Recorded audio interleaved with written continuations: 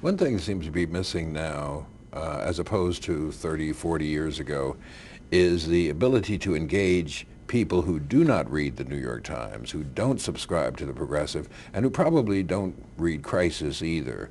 The 60s movement, which really is an aberration Right. if you go over the long Absolutely. 20th century, Yeah. but the 60s movement engaged people who weren't connected to these organs of influence, who wouldn't have come to hear Cornel West speak. How do you connect these different parts of the black body politic? The middle class, the intellectual class, and this working class, and even poorer class. How do you make these connections? I would say that the best vehicle we have is the NAACP. It is imperfect. It is not as large as it ought to be, but it is the one nationwide vehicle where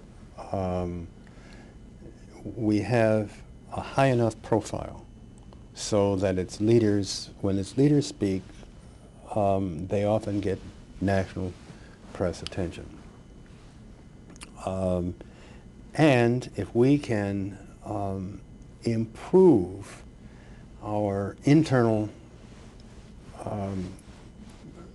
conversations and communications with our branches,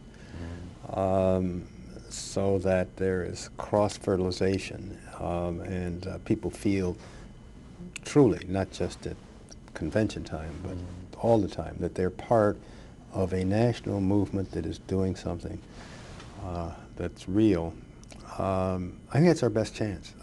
There's no other organization in the black community like it, and it's our jewel, really. So, you know, I obviously feel that way, but I also know from the past and even the present that not everybody is organizationally minded. And no matter how good the NAACP gets, there are always going to be some people who say, well, not for me.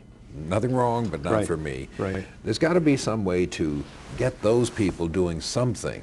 well, obviously, I believe in education. I mean, everything I've said to you about how I Right. developed, and 2 of my 3 children are cause people, and are able to do it because of education. One of my 3 children was learning disabled. He's had a terrific life in another field. And I think, somebody criticized us recently about, criticized the NAACP about not dealing with barbershop issues. One of the things that black people talk about in the barbershops all the time still is education. These schools, this school in my neighborhood, and I think that education and the criminal justice system are the 2 issues that are national issues that you can reach virtually everybody in the society. And I think that if you can't do it through us, you can do it through the churches.